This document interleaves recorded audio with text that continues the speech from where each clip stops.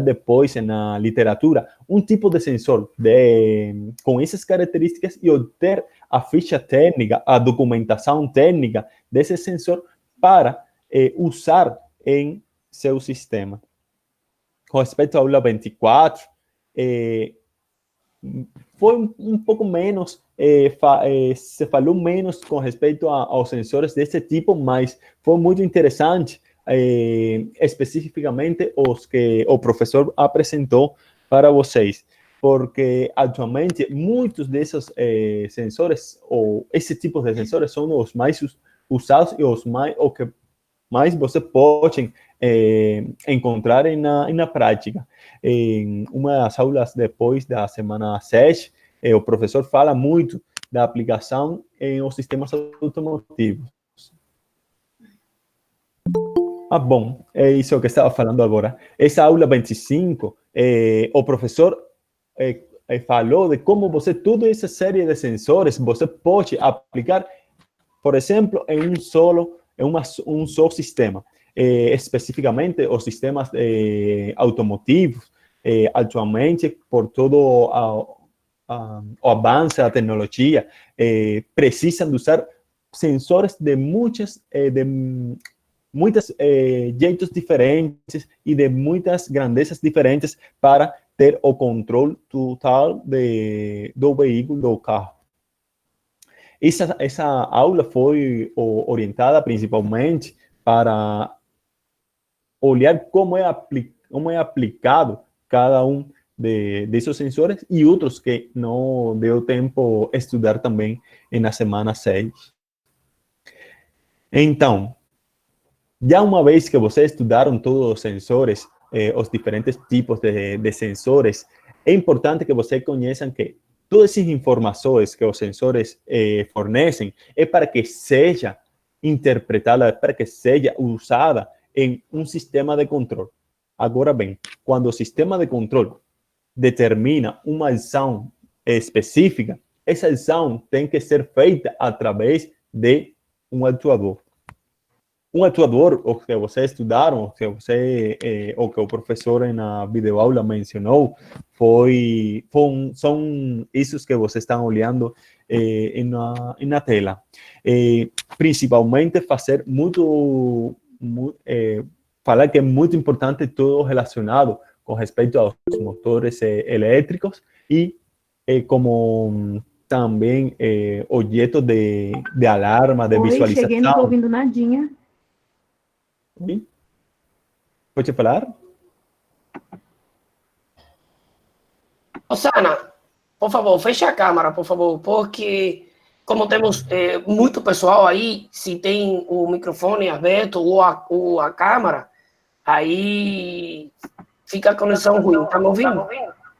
Desculpa, eu tinha fechado aqui para poder entrar lá, e lá não estou ouvindo nada, por isso que eu voltei. Sem problema, não, porque o pessoal está aqui tudo.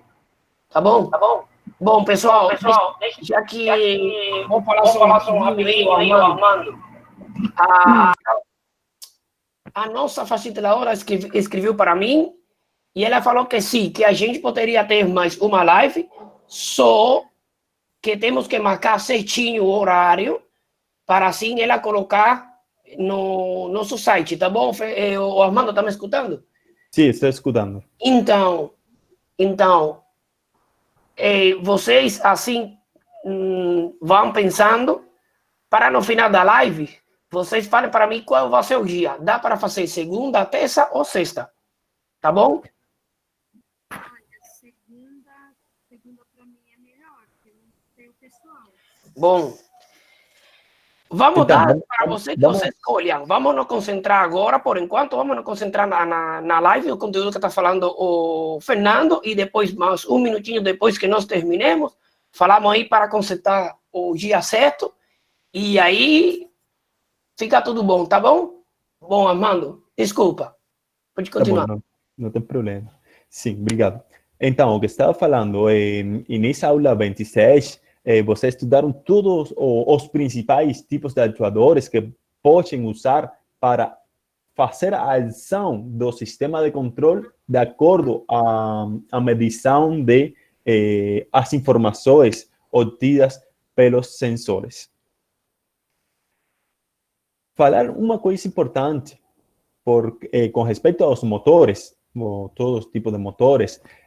O professor mostrou essa gráfica. Essa é uma das gráficas mais importantes que vocês têm que conhecer quando vai trabalhar com motores.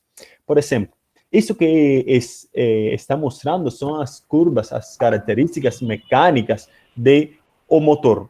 E essa linha reta que se tem é a característica mecânica, mas é da carga do sistema. Essa característica elétrica que tem o motor, de acordo ao torque e à velocidade, é muito similar, é muito semelhante ao que vocês estudaram como a característica elétrica da corrente e a tensão nos transistores. É semelhante as propriedades que tem. Por exemplo, em essa gráfica, você tem a característica elétrica do próprio motor e na gráfica você tinha, com respeito aos transistores, você tinha as características elétricas do transistor. Agora, a linha que vocês podiam colocar nessa gráfica correspondente à carga, em caso do motor, essa linha define pontos de operação. De um jeito similar, um jeito semelhante, é que você fazia também a linha de carga do transistor. Oi, não estou ouvindo ninguém. Oi? Se escuta? Loren, você pode apoiar, falar para mim se está escutando?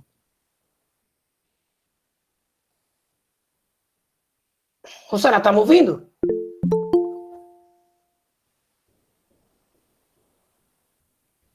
Sim, acho que a maioria... não sei, mas eu acho que é porque o pessoal está entrando e o pessoal está ouvindo todo. Tá normal. Está normal. Obrigado, Maurício. Então, eu acho que... Você está aí no computador, Rosana, porque o pessoal tudo está ouvindo. Você está me ouvindo, Rosana? Pode ser que seu buzina esteja desligada. Pode ser que o som esteja no mínimo. Eu acho que é isso. E quando você fala, a gente está ouvindo. Perfeito. Então... E desliga a câmera também, que hoje também dá para se atrapalhar, porque tem a câmera aberta aí. Agora aí. Pronto. Vamos lá, pessoal. Então, um resumo. O que está falando, essa característica elétrica do motor é quando você vai fazer a análise dessa característica elétrica, que tem que ter em conta as propriedades do motor, o sistema do motor e onde esse motor está trabalhando. Então, você tem em conta as características elétricas da carga. E a partir dessas características elétricas, você pode definir pontos de operação, que esse ponto de operação, o que vai definir é o torque que precisa o motor ou a velocidade. E para esse torque, a velocidade que você tem. Isso é muito importante quando já você vai trabalhar com motores, com sistemas atuadores eletrônica de potência. Eu tenho muitos artigos e trabalhos que eu feito com respeito a esse tema. O que esteja interessado, depois pode escrever para mim e eu mostro algumas aplicações.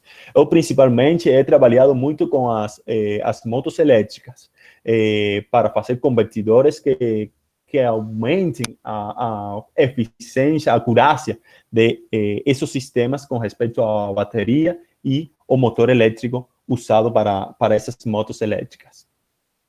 Então, com respeito à aula 27, o que vocês estudaram foi especificamente como você pode fazer uma lição através de determinados componentes. Os componentes principais que estudaram são os relés eletromagnéticos e os relés de estado sólido. Os relés eletromagnéticos são os mostrados e estado sólido são os mostrados em essa figurinha.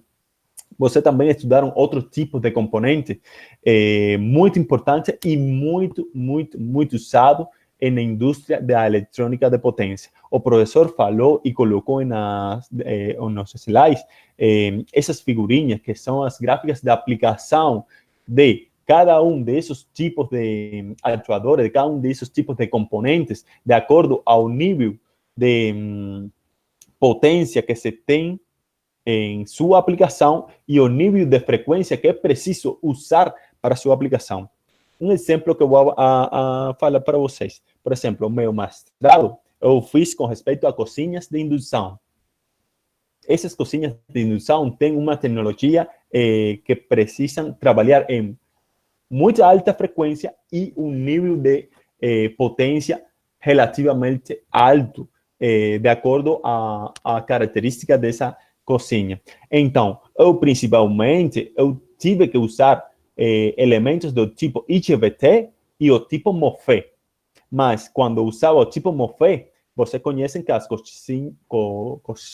coxinhas de indução ou as coxinhas normalmente tem 1, 2, 3 até 4 regiões onde você pode cozinhar o alimento, mas de acordo a essa quantidade de regiões é que você vai a conhecer a potência que vai ter seu dispositivo.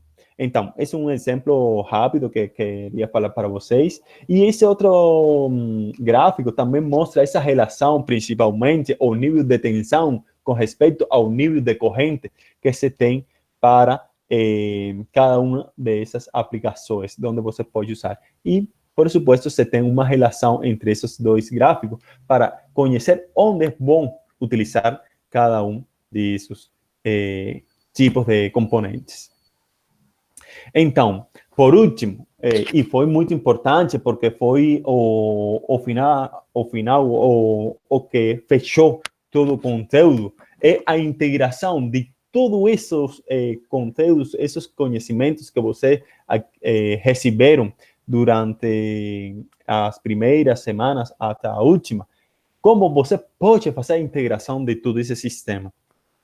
O professor mostra esse gráfico que relaciona todos os conteúdos recebidos. Por exemplo, com respeito aos sensores, atuadores, que são essas últimas 2 semanas, com respeito à aquisição de dados, como você faz a aquisição e transformação dos dados obtidos pelos sensores para o computador, o sistema, pode ser um microcontrolador, microprocessador, faça uma ação e essa ação é desenvolvida através dos atuadores. E esses atuadores têm uma resposta sobre o sistema e o sistema responde novamente a essa ação dos atuadores. E tem todo um feedback que o sistema mesmo continuamente vai estar corrigindo, vai estar olhando para manter em estado estável.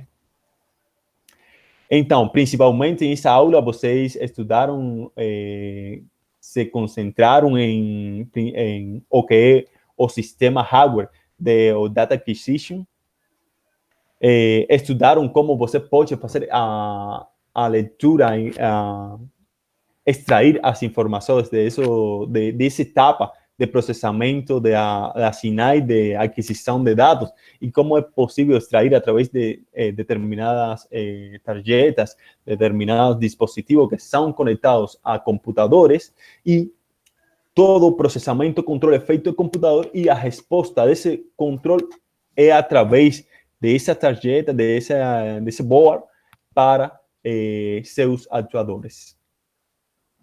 Então, esse é um resumo muito rápido que fiz com respeito às às últimas 2 semanas.